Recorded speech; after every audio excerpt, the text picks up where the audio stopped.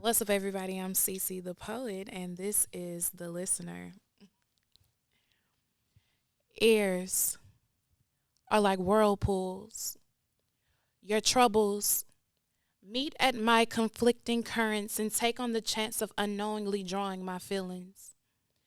Mm-hms and okays become my favorite answers to the bastards that live within your phrases. But I push through all the phases, giving birth to our conversations. I'll forever keep it real with you. If you cut my advice, you'll find layers of definitions, every slice of its intention to give your heart all the attention it needs but never had. It's sad to be abandoned. Your venting becomes a melody. Traveling down my boombox, my job lives in the boondocks next to Tupac and hip hop. You're the voiceover that my mind plays over. As your songs get bolder, as your words get colder, your November thoughts treat themselves to my jacuzzi. I get oozy when they choose me. It's like they know they'll never lose me. I must forget about the personal. And even though you leak your personal, the things I have to say live on a thin line between an arsenal. I hear that you're remarkable. All your troubles are markable. I rarely speak because I would rather hear the whispers. The world is crazy, spiraling down the ears of a die-hearted contender. Call me the listener. Yeah. Okay. Okay. Yeah, I need a mixtape. Applause, I brother. need a You mix. need a I mixtape? need a mixtape for sure. I need a mixtape for sure. Let it happen. Alrighty. All in audio experience. All in audio experience. We got a great episode today. Where you at, Trent? What's up in Ohio? Ready to get this episode going? So Let's get it going. We got a lot to get into today. So we got a very special guest, the multi-talented CeCe the Poet. What's up? How you doing? How you doing? Hey. So we got a lot to get into because you do a lot. Like you got a lot going on. We got to give you your flowers first because Oh. so we don't even really know you personally, but ever since we started the podcast, we've had multiple people come up here and tell them like they first time getting on stage or their first little opportunity came through CeCe. So we got to give you your That's flowers. what's up. We got to give you your flowers. Hold up, I got a little sound for that. See, I needed that. I needed that at the beginning, but cool. We got that now too. Niggas are never satisfied. Like they are never satisfied. But yeah, we I had really appreciate that. yeah, for sure. We definitely got to give you your flowers. Like one of our most recent podcasts, Sammy, he was like, first time I got on stage, he was like, CeCe gave me a shot. I think C Funk, he was talking about how you gave him some opportunities. Like you done did your thing for real. Yeah, Sammy, he did my first show ever up here in Huntsville. For real? hmm Oh, okay. Tell us how that went. Well, I started at Alabama A&M in the Morrison building. I did a show called A&M Unplugged. And at the time, I really didn't even know a lot of artists here. Um, but I knew Sammy, so I asked him to perform, and he did.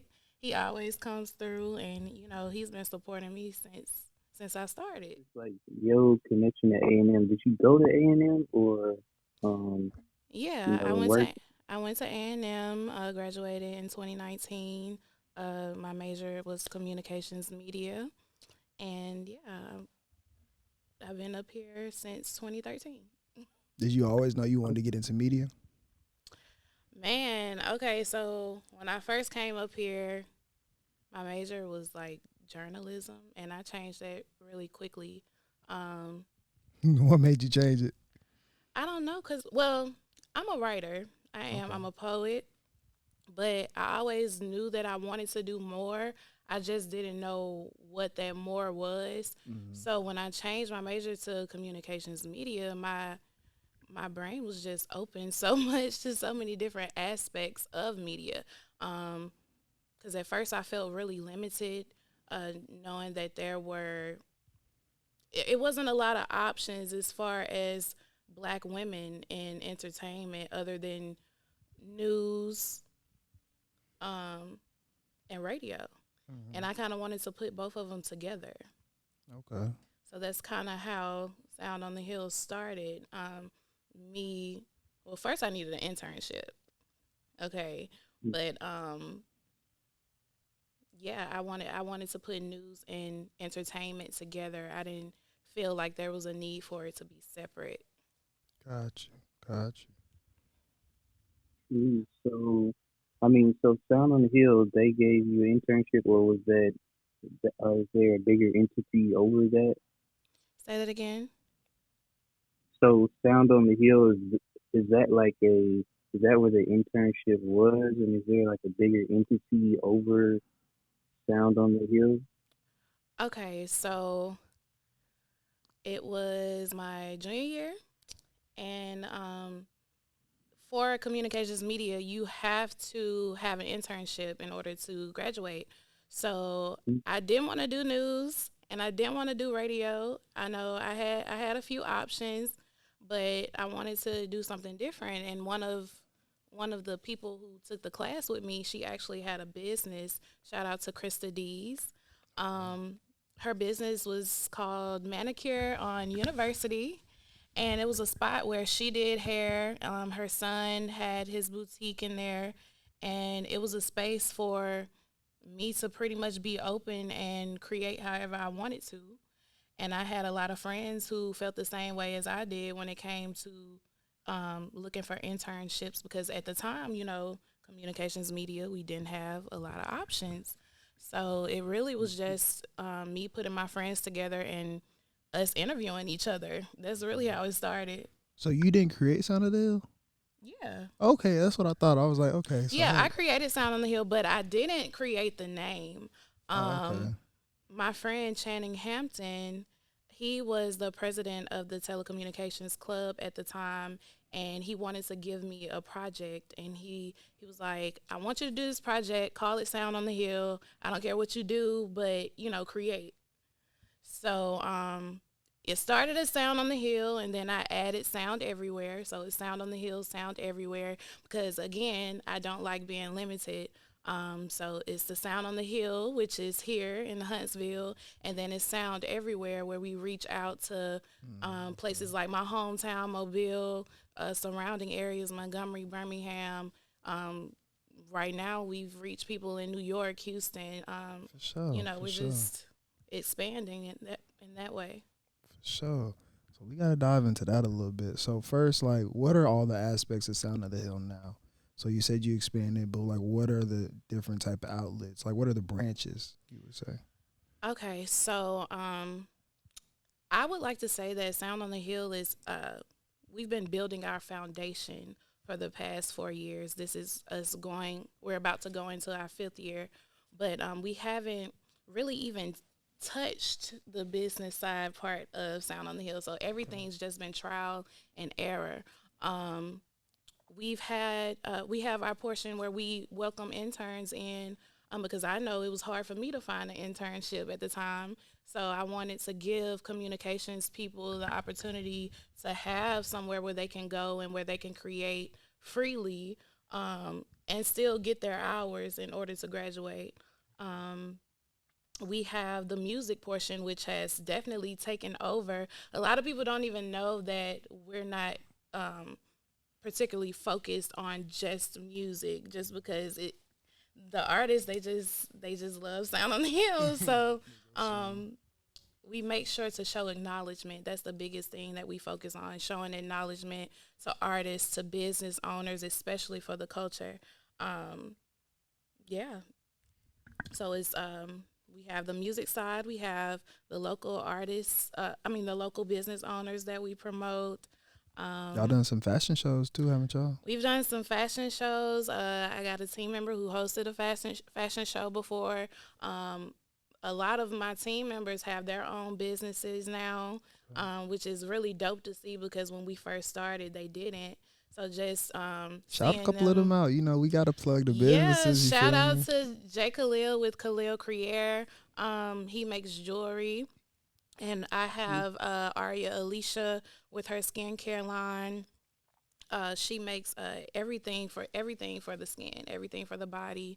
Her products are amazing. I use them every day. They smell really good. See it on the face. Um, I feel easy breezy, beautiful. we have Kadisha with Kissable Hair. She does hair. She started J. Khalil's locks. She started her own locks, and she's in a shop right now. We have Bobby Jones, Botray Media, who has been with me from the beginning. He basically all the video that you see or like on YouTube, like our main videos, it was him. And I'm forever grateful to have him. Even the way our team works, we can separate and then we can just come back together like nothing's happened. That shows y'all friendship or y'all family. Yeah, For sure. it's definitely a family. Because we do a lot when it comes to promotion. I know I try to do my best when it comes to these interviews and everything that we've been doing. And it could be hectic, especially when your whole team has their own businesses as well. For sure. So Ooh, yeah. I got something we got to tap into, Okay. especially with you being like an interviewer and like knowing how it is to set up a show. Can we take a moment to speak on the art of scheduling and getting folks Woo. together? Woo. I had somebody asking me about getting into podcasting, and I was like, talking in front of a camera, talking into a mic, that stuff that's hard at first, but you get better at it with time. Mhm. Scheduling might never, it's one of those things that actually never really gets better. Sometimes it's like horrible, actually. Other times it's not too bad, but it's never something that's just like, oh, this gets easier. Nah, like everybody got something going on. Yeah. So I guess like what experience have you had with like, I guess just, conducting your interviews and all that? Well, when we first started, we had cancellations left and right. Didn't really know how to move when it came to working around other people's schedule. But what's been working for us now is that we use Google Forms. Okay. And we use that as our application form, our sign up form for our interviews. Okay. So that way, it benefits in a lot of ways. You don't feel like you're talking to a stranger because you've set up these questions on this application form that you feel like are basic questions to get to know someone. Okay. The application form also, shows them, okay, well, what month do I feel like I want to do my interview? So we have suggestions on there. We have options. So if you want to schedule, what is March now, if you want to book in May, we have that option where you can suggest May for your interview, and you can also suggest what days you're free. What are your most free days? Things those are the basic questions that I'm talking about. Okay. And a lot of the time we try to make them accurate to everybody's schedule, but we have our own schedule too. So Sure. that's when you just take their email, write them an email, ask them what dates are best for you, what Communicate. times, communicate, get their number, give them a call a lot because a lot of people don't answer their emails, Communicate, y'all. Like, Um, y'all, that word is so hard for y'all. Communicate. Yes. I'm not gonna be able to come today. Communicate that. Yes. And we try to send our questions in advance sometimes. I give basic questions that I may ask. I personalize a lot of my questions, just to show people that I'm actually taking time into learning who you are as an artist, as a creative, and to also make them feel comfortable because, like you said in the beginning, I didn't realize that Sound on the Hill was most artists hear their first interview. So just you always want the person to feel comfortable. Treat everything like a conversation. You see what I'm saying? Like sometimes podcasts can get too serious when you're literally just having a conversation with somebody. And that's crazy coming from me right now because I'm nervous. Be nervous. Well, don't be nervous. I'm nervous because I've never really just sat down and did an interview like this, and I really rock with it, and I really rock with what y'all doing. Appreciate it. You just started the show today, so it's all you. You feel me? Yeah, you put us on some game. I mean, 'cause we don't do that. I mean, as far as like a Google Form, Mhm. Like that would be beneficial. That would definitely be Oh yeah, she beneficial. organized. We got to do better. But I no, mean, I didn't have to. Yeah, go ahead. I mean, it really works, and it makes your job easier too. Because those are really notes that you can go back to. Instead of, I know I research, and I know you guys research as well when it comes to who you have on your platform. But it's kind of like they're giving you notes on themselves before you even start, before you even do your research. So it's kind of like, okay, this is breaking the ice. This is not a stranger. This is a supporter. And that's really how we build our fan base or our support group, just by making sure we talk to them and understand them as people. Show you care. Yeah, show we care. Hmm. I mean, I didn't have to start putting the Google Calendar, our interview times. Like that should have been something we was doing from the beginning. But I mean, it started getting so hectic. Yeah. Had to really start to keep tabs on everything. I remember one day I was up in Kroger and Jordan called me, and I'm like, "Oh Oh man, we got an man, interview." I'm literally sitting down with the person at the thing. Look, set your alarms, because I've done it so many times. Y'all don't even know. I've learned to make it look easy, but sometimes it is not. I have a job, a daytime job, so sometimes I'm like rushing home. Facts. Like I get off at 8, I got an interview at 8. What I'm finna do? You feel me? It's a part of the grind for Yeah, sure. it's a part of the grind. It's a part of the grind. Yeah. So I mean, this next question comes from like you were speaking on how you thought about stopping what you're doing as far as like sound on the hill. Like, Man. why were you feeling like that? What happened?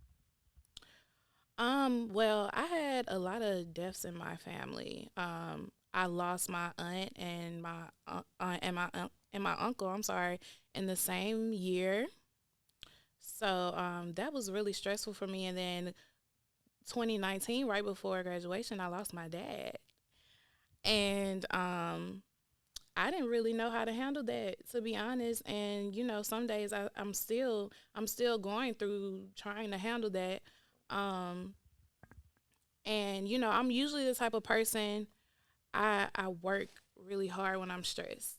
So I'm all over the place. And then at the times that I was about to quit, um, were the times where I was just really overwhelmed, and I didn't know how to separate my grieving from sound on the hill. Because a lot of the times you can get caught up into your business so much that you forget about yourself and how you're feeling and how you're doing. You see what I'm saying? And I really just had to sit and evaluate why was I doing this. But it was so many times, so many signs of just the universe saying that I can't quit, like God saying I can't quit. Just like by so many people that I've helped, so many people who ask me questions that I didn't know that I taught myself. So now for me to be a person that people feel like they can come to and get information and things that'll help them to be an entrepreneur, like that's why I couldn't quit. And I've never been a quitter either, so that part came from my dad as well. So just honoring him, I'm like, I can't For I sure. can't quit. What you CC, what you doing? For You sure. gotta keep Tenfold. going. So I always remember that every time I have those moments, because they come and go with everyone. Hmm. Y'all give CC another hand clap. There we go. Yeah. I love that. I love Yeah. that. So you definitely gotta like make time for yourself though. That's one thing Yeah. I'm learning like early in this Yeah. entrepreneurship creative journey is that you can obsess over it's like your baby. It's Mhm. like your baby. When life hits you, you gotta slow down. You gotta be still for a little second. And there's nothing wrong with that. A lot of people feel like you just gotta go, go, go.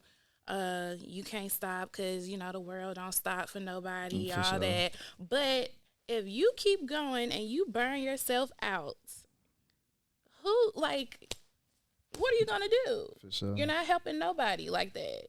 You're Mhm. definitely not helping your business, helping with do anything that you're trying to accomplish. Facts. And you'll learn sometimes when you take a step back and chill for a second Mhm. and go back to it, you see stuff from a different perspective, and you start attacking things with a better pace, with a Yeah. new perspective. It ends up helping you in a whole different light, you know what I'm saying? But you got to put the brakes on sometimes, and it's hard. It really is. Yeah, it So no, is. that was a gem. That was a gem for real. So I want to get into the poetry aspect. Uh CC oh. the Okay. poet. So we gonna go from CC Sound of the Hill to CC the poet. Where Okay. did your journey with poetry start? Oh, I was in high school. Shout out to LaFleur, John L. LaFleur in Mobile, Alabama. Um, I had to take an elective. I think it was my 10th grade year, and I chose creative writing. I used to always write growing up. It was mostly like little songs though. I used to journal and stuff like that, but I never shared it with anybody. It was really therapeutic for me, so I kept it close. But had to take this creative writing class. Shout out to Miss Massey. Um, she's still my favorite teacher, by the way. She helped me so much. Shout out to Miss Massey. Um, we wrote a lot of poetry. She taught me how to figure out I was a poet. What you mean by that? Not even just by the different writing strategies or anything like that, but she made me acknowledge my feelings.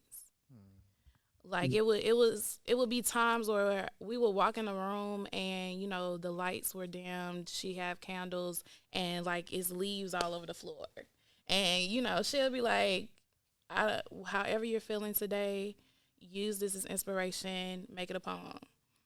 So Mhm. I Okay. didn't really I didn't really have a lot of that around me at the time. I didn't have a lot of writers in my family and things like that, or at least they didn't share it with me. So this was like my first time experiencing how to be a creative. Hmm. Um, You didn't have any like people to look at and be like, oh, like I know somebody close to me that looks like me that right, does that. right. So we had to do an open mic in order to pass the class, and at that open mic, I performed and well, me and my friends performed, and there was a poet in the audience by the name of Alex Lofton. He goes by Huggy Bear, and he's an OG poet. He sound He's cool a as hell. he is he is. Shout out to Huggy Bear. He gave me and my two friends the opportunity to go perform at this open mic at this place. It used to be called like the Purple Cafe. Yeah. Okay. Okay. So did you give your ad Instagram, Oh all yeah. Oh, them different okay. things? Yeah, go ahead, plug everything. Okay, shout out. My personal Instagram is at CeCe the Poet, CeCe the Poet.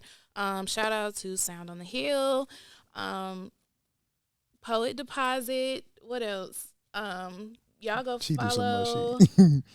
You got so many things. I'm on Facebook, Sound on the Hill on there. My personal Facebook is under Christian Mitchell, and yeah.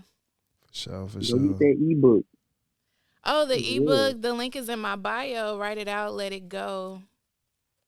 For sure. Y'all go show some love. Yep. Thank you, CC, for coming Thank through. you. Yes, I had a great time. Yeah, I Definitely. gotta Mhm. interview y'all next. Oh yeah, you already know I'm there. Hmm. I'm there. But yeah, thank you for coming through. Yes. Y'all go ahead, like, share, and comment. We need that. Yep. Go ahead, run us up on Apple Podcasts, Spotify, all that good stuff. YouTube, run us up everywhere. Yes. I love it. Alrighty, that's all in audio. We out of here.